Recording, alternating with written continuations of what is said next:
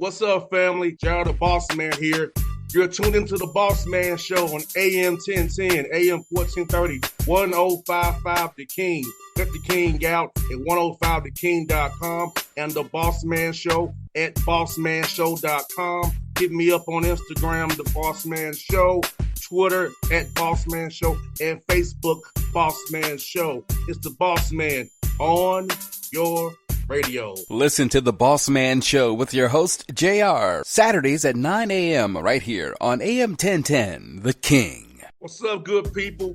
BetOnline is your number one source for all your betting needs. The latest odds, lines, and matchup reports for baseball, boxing, golf, and more.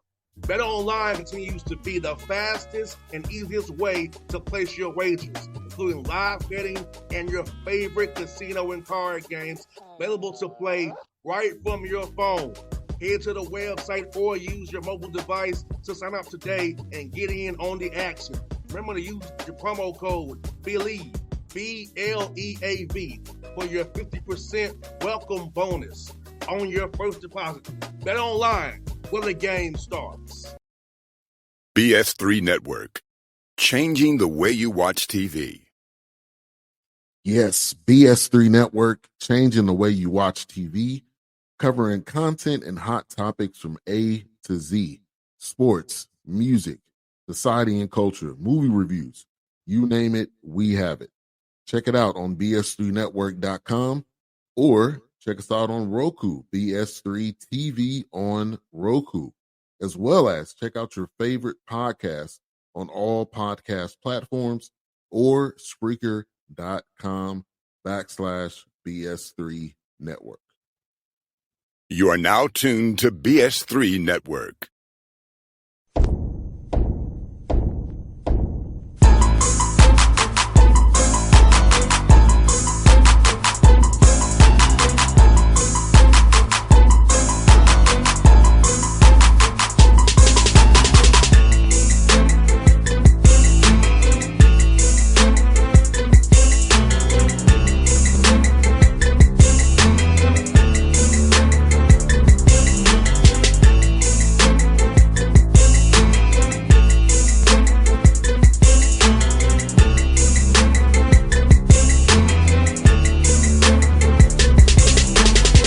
Back on the Bossman Show here with Duane Simpkins, American Eagles here out of the Patriot League. Coach, good having the show, man, up there in D.C. How you doing, man? I'm doing great, man. Thanks so much for having me. Yeah, Coach, I want to ask you the first question I want to ask you, man, is I like to ask guys this who are in the coach feel like you are, man. What point in your career of playing ball and been around the game of basketball do you want to get into coaching? Like, what was that trigger for you to want to get into coaching? Probably for me, man, it was through some of the great coaches that I've had in the past, Morgan Wooten, who was Hall of Fame high school coach, winningest high school coach of all time, Hall of Famer. He was more than just a coach. He was also a big time teacher, not just a game of basketball, but a game of life. And then having Gary Williams, another Hall of Fame coach who coached me at the University of Maryland. Those experiences that I had with them, I think, planted some seeds in me. But quite honestly, when I came out and I was done playing, as I was concluding playing, my first thought was to get into sports broadcasting. That's something that I always wanted to do. And I dibbled and dabbled in that. I thought I was pretty solid at it. But there was nothing like, it didn't get my juices flowing, man, like being in the action. I think being a coach is just an extension of being a player from back in the day and everything, man. Every single day you got to win, you got to lose. That's kind of what precipitated to me for me, man. And then obviously working with young people, man, and getting a chance at this particular point in their life and their journey of becoming a man, I think this period of time is really instrumental in terms of helping them develop to be the best possible human beings that they can be, best students that they can be, and potential husbands for the future. No doubt, Coach. And you know what? It's funny you say that, Coach, because about 2 days ago, I was on a bench with a team here, and I hadn't felt that winning juices in a long time. I was honorary coach for the day, right? And I was doing stats and charting and stuff, going to my dad's a coach too. So I was doing that, and I got told, I said, I ain't felt this buzz like this. I was in college playing myself. And so, Yeah, yeah, yeah. so being back on the bench and we're down by 18, coach came back and won in overtime. So it was one of them games. I hadn't felt that juice in over Nah, 16 years. So it's just an exhilarating that feeling, one man. day been already coach, man. Like, I know what you mean by that, because on the broadcast side, like, it's cool and all. I don't win or lose, but you don't have that same juice when we actually in action every night there. Absolutely. Absolutely. Ain't nothing like it, man. No doubt, coach. And I ask you, man, for you, like, what are the pillars of your program? Like, what are the kind of pillars you build your program on, and what kind of young man you want to have these qualities like integrity and accountability? What kind of things do you want when a guy wants to play for American? What do you want them to be about? Yeah, our four core values are character, work ethic, toughness, and humility. We go out and we evaluate prospects, and we're evaluating all four of those things. You can be really, really talented, and you check three of those four boxes, it's not going to work. You got to check all four of them, and it's not just the prospect themselves; it's also their families. I tell people all the time, man, that talk about recruiting and everything. I'm like, we're evaluating the parents and those people who are in their circle as well, because the character of those people are also going to be who's coming to our campus when that young man is in our program. And if it's all about little Jimmy and not the team and having no understanding of where he fits in our program, it's not going to work. So we try to do as much due diligence as possible in identifying those things through the recruiting process. And it's not just talking directly with the prospect; it's talking with the family, it's talking with the high school coach, the AAU coach. If you get a chance to go to the school, grabbing a janitor, people who are around the program, around the school, talking to teachers, and getting an in-depth view into who that prospect really is. Coach Simpkins, in this world that we live in, I know you got some fresh freshmen on your roster. So talk about how important it is to still recruit young freshman players despite this thing called basketball to be old and stay older, but also having young men in the pipeline who you can develop and you really have to replace the older guys in the program, because I know this how it is in our game. That's like, hey, we want to always stay old, but you have some freshmen on your roster you can develop and really mold it into your culture even more. Yeah. If I were at a, Power 4, Power 5 school or whatever, I would probably adopt a different way of thinking. But here in the Patriot League, and specifically here at American, we got a quality education, quality school here for young men to get an education. And those young men and their families are not committing to American because they're seeking NIL opportunities. We'll have an opportunity to do some of those things, but they're not making a decision solely on the dollars. So for me, in the longevity of our program, I'm looking long term is, right now, like we got 6 freshmen coming in next year. Like we're gonna be really, really young next year, but they're talented. And I'm really big on development. For me, ideally, we'll take some lumps next year. We'll win some games, we'll lose some games, but the following year, if we can keep this core group intact, I think we can be really, really good. So, for us here at American, man, like it's not so much of recruiting transfers. If that opportunity arises and we need it, so be it. But I'm in year 2 right now of a 5-year contract, and I want to think long term and big picture with this. 100%, coach. And also, like you said, coach, you mentioned something very well, very important, rather, that in this environment, you got to really know who the guy is, leadership-wise, what his end game is, his agenda is, because, it's so much stuff out there. When you and I played, it wasn't social media out there. You got some people pulling at you, telling you should be doing this, doing that. And so taking that patient approach and having young men buy in, hey, we're here to develop you as a young man to play, get you stronger on and off the floor, and just trust the process I don't use the six, but trust the process that we're going to be all right, we're going to be good. So I think you're doing a hell of a job with that, because this environment is always immediate gratification. Like we just want to win today, not have a true program per se. Yeah. And I'm really fortunate, man. I got a great administration who is in alignment with my vision long term for the program. And again, this is so new to us, the whole NIL landscape. This is something that, maybe a year or 2 from now is different, right? Because we got some really talented freshmen, and, they one or two of them plays well against Ohio State or whoever, and Ohio State's coming with a big bag of money, and we'll have to make adjustments. But until that time, this is kind of the model that we're going to follow. And coach, 14-10 on the year so far, 8-1 at home, 8-3 in the Patriot League. A tough league you're in, man. I know Matt Langle very, very well. He's always Colgate, always a tough character to play those guys, man. But talk about the Patriot League as a league, man, and how tough it is, and how those people just really watched the quality of basketball in your league, because it's very, very tough every night. Yeah. I'm pretty sure you ask any coach in any league, they're going to say their league is really, really tough and everything. But, us specifically, man, like you mentioned, Matt Langle at Colgate, he's been the standard bearer in our league. For the last 5 years, they won the championship, multiple NCAA tournament appearances. Matt's done a hell of a job with his program. But even within our league, man, we've got so many really, really good coaches. And each and every night, it's something a little bit different. Some are going to play more inside out. Some are going to play more outside in. Some are going to be in transition a little bit more. Some are going to double the post. So each and every night, man, against each team, you're going to have to, as a coach, you're going to have to adjust and prepare your team accordingly. And then up and down rosters, man, like everybody's got, 2 or 3 players that can really change the game. We got several 7-footers in our league that are really talented. A couple of them that stretch the court and shoot 3. We've got one in Matt Rogers. He's not a 7-footer, but 6'9", almost 6'10", who's shooting the ball, at almost a 50% clip from 3, 55% from 2. So each and every night, man, you're going to have some really good players and going against really good coaches.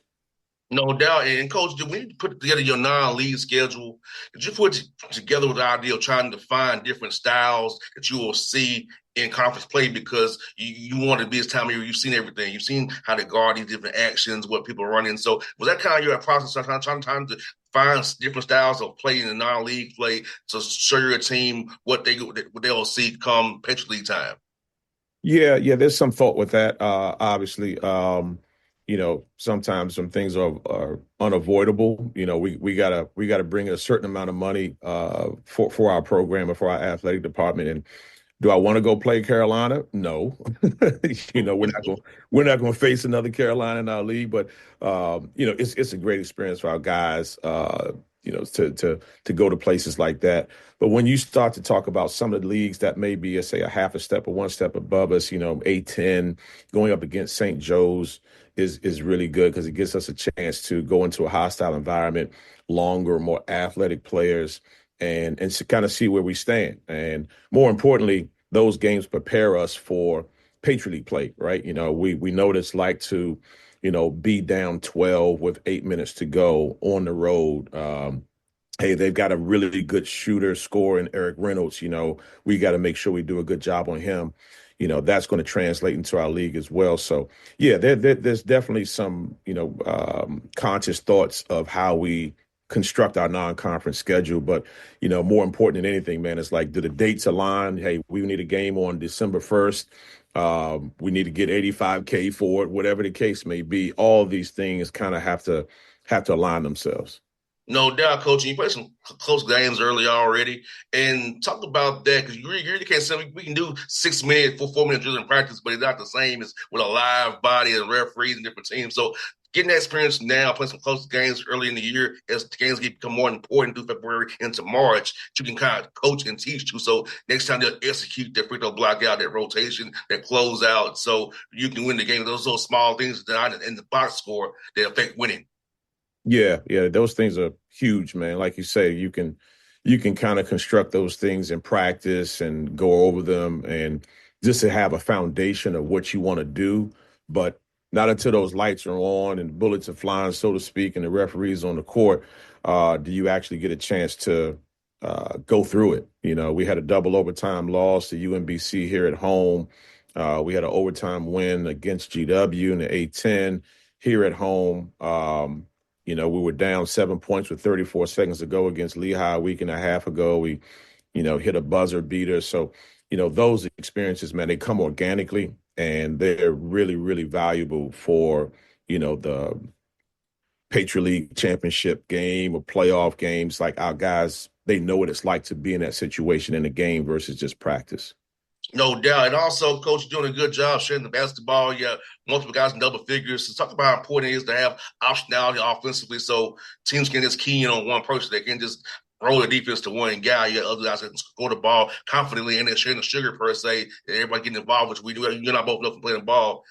The ball has energy. If you get the ball, I'm going to defend harder than the fullback. Get the ball. It's just human nature. It should be that way. It's human nature.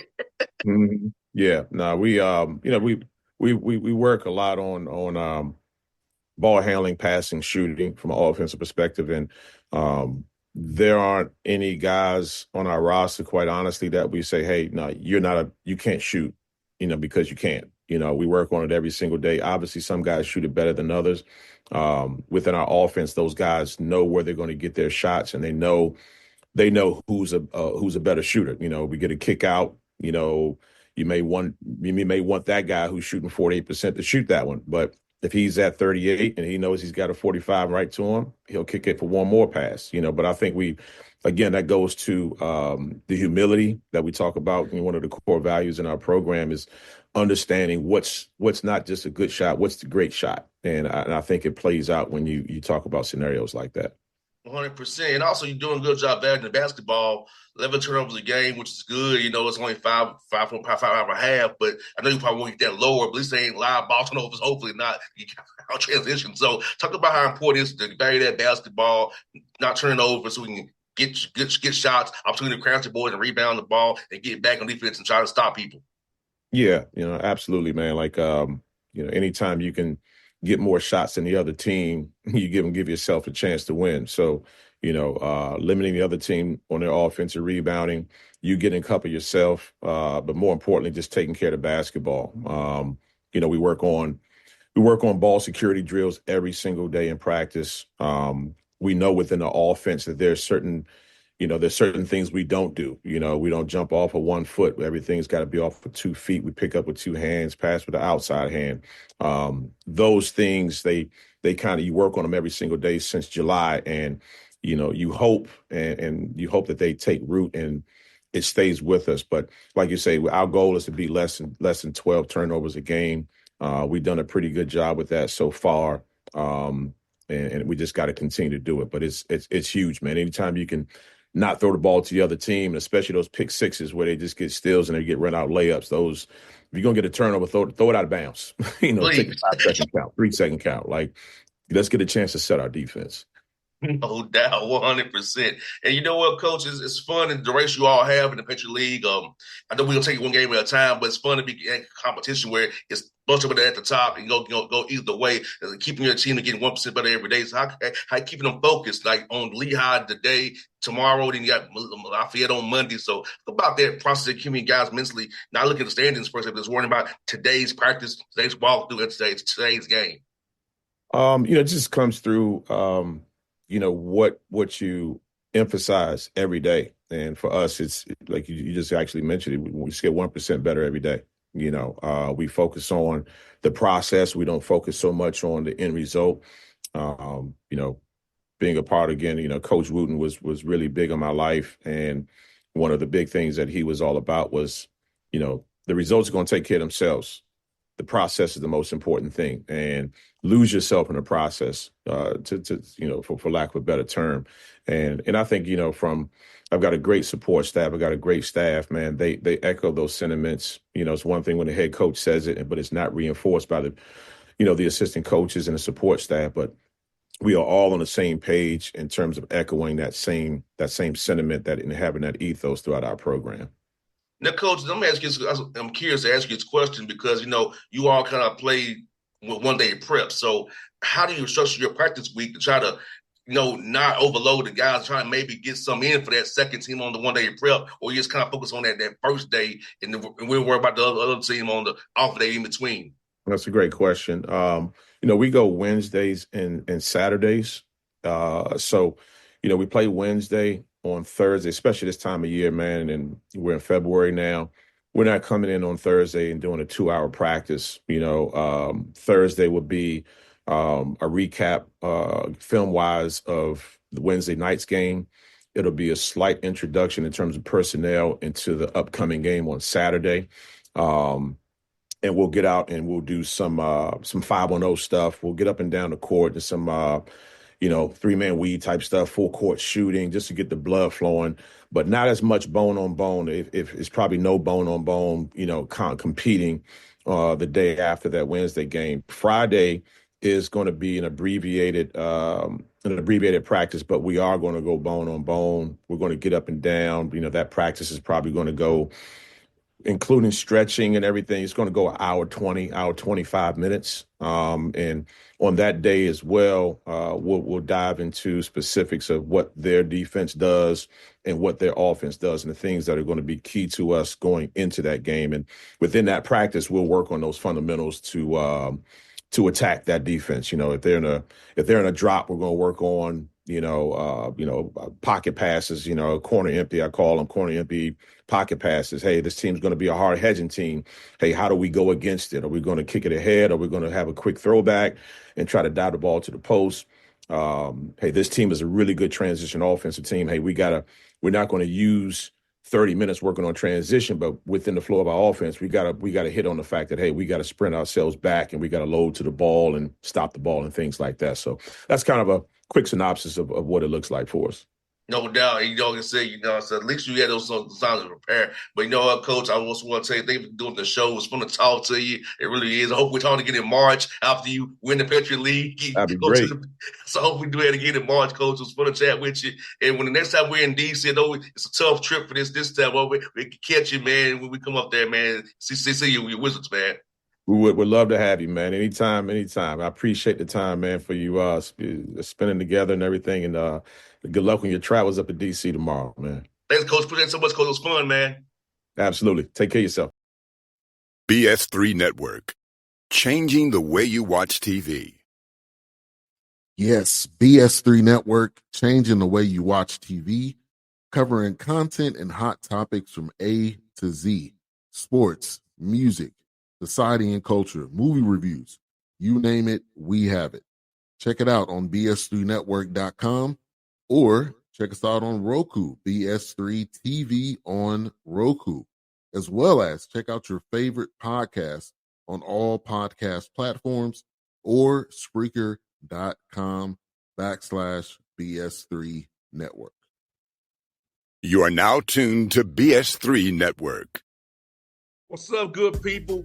BetOnline is your number one source for all your betting needs. The latest odds, lines, and matchup reports for baseball, boxing, golf, and more. BetOnline continues to be the fastest and easiest way to place your wagers, including live betting and your favorite casino and card games available to play right from your phone. Head to the website or use your mobile device to sign up today and get in on the action. Remember to use your promo code BELIEVE, BLEAV, for your 50% welcome bonus on your first deposit. Bet online where the game starts. What's up, family? Jared the Bossman here. You're tuned into the Bossman Show on AM 1010, AM 1430, 1055 The King.